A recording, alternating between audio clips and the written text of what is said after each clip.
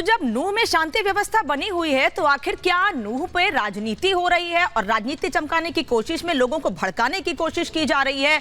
आज नूह पर हम महापंचायत कर रहे हैं। वैसे तो मानेसर, पलवल, दिल्ली सभी जगह महापंचायत हुई है, लेकिन आज स्टूडियो में महापंचायत इसलिए हम कर रहे हैं कि नूह के हालात पर आखिर हमारे गेस्ट क्या कह रहे हैं और नूह पर राजनीति क्यों हो रही है ये समझ लेते हैं। सबसे पहले रेणु जी आपसे बात करूंगी क्योंकि वीएचपी से हैं आप और यही कहा जा रहा है कि वीएचपी अड़ी हुई है लगातार कि हमको यात्रा करनी है। वहां पर यात्रा है या जलाभिषेक करने के लिए आह्वान है लोगों का? अगर आह्वान जलाभिषेक के लिए है, जलाभिषेक तो हर सोमवार को होता है, आह्वान की क्या जरूरत थी? नाविका जी, जो ये जल अभिषेक है, ब्रज जलाभिषेक है, ये ऐतिहासिक दृष्टि से एक बहुत महत्वपूर्ण बिंदु है। दूसरा, अगर आप मेवात को देखेंगे तो धार्मिक और ऐतिहासिक दोनों बिंदुओं से मेवात एक बहुत महत्वपूर्ण बिंदु है। पहला, यहाँ पे पांडव काल के कई महत्वपूर्ण मंदिर पाए जाते हैं, जिनमें से 3 महत्वपूर्ण मंदिर का मैं यहाँ पे जिक्र करना चाहूँगी। पहला है नल्लहरदेव मंदिर, जहाँ पर इसी 31 जुलाई को जिहादियों द्वारा श्रद्धालु हिंदुओं पर आक्रमण किया गया। दूसरा है महादेव मंदिर। तीसरा है सिंगारेश्वर मंदिर।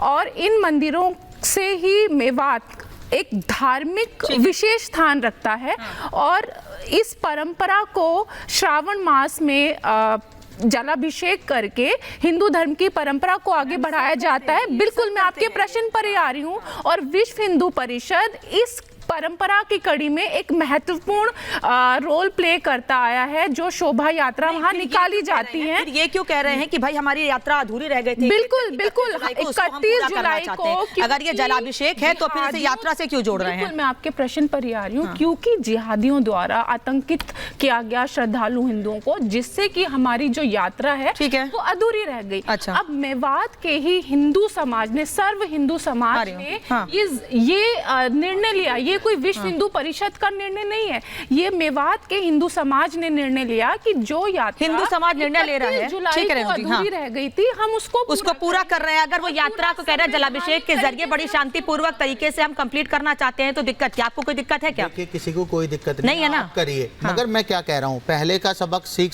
जो सरकार थी उन्होंने क्या लिया, स्टैंड लिया था। पिछली बार क्या हुआ था, क्यों सरकार ने जो आज उन्होंने मुस्तैदी दिखाई है, मतलब जो चाको चौबंद जो करा गया है उनकी तरफ से काम, अगर वो पहले कर लिया होता तो पहले वाले जो 31 जुलाई को जो दंगा हुआ था वो शायद ना होता। मगर हम तो बार बार यही कह रहे हैं, वो सरकार जिम्मेदार है। सरकार जितने भी, देखिए मैं बता रहा हूँ, जितने भी लोग हैं, जो जानकार लोग हैं, कोई सरकार चाहे कि उसके राज्य में दंगा हो जाए। किताबों में बताया कि सरकार ना चाहे तो दंगा नहीं हो सकता। इस बार क्यों नहीं हो रहा? इस बार क्यों चाको चौबंद है? क्यों पुलिस की मौजूदगी है? हर चीज का क्यों सिस्टम है? वो कह रहे हैं अगर किसी यात्रा को, अगर वो कह रहे हैं किसी यात्रा को परमिशन है तो उसको रोकने का अधिकार किसको है? अगर परमिशन मिली हुई है तो कोई रोक कैसे सकता है उस यात्रा को? देखिए मैं क्या कह रहा हूँ, अगर परमिशन मिलती है तो जब वहाँ का नूह का जो एसएसपी थे वो छुट्टी पे थे, वहाँ के डीएम छुट्टी पे थे। क्योंकि सरकार चाहती थी कि वहाँ पर दंगा हो और उन्हें पोलराइज करने का और ध्रुवीकरण करने का, ये जो है वोट बैंक का उनकी राजनीति चलती है इसी पर। तो ये मामला जो है ना, ये मामला धार्मिक यात्रा का नहीं है, ये तो एक जिद है। और G20 हमारे यहाँ देश में होने जा रहा है, जिसमें सारे मुल्कों के लोग यहाँ आ रहे हैं। तो ये देश को क्या दिखाना चाहते हैं? मैं तो मांग करता हूँ वीएचपी और बजरंग दल जब तक बैन नहीं होंगे इस देश में, इस देश का ताना बाना हिंदू मुसलमान की जो एकता और मैं चाहती थी कि आपकी सुरक्षा की बात पे मैं वेदभूषण जैसे रिएक्शन हूं, लेकिन आचार्य मिश्रा मैं आपसे रिएक्शन लूंगी, फिर आ रही हूं सर आपके पास में। ये कह रहे हैं कि भाई G20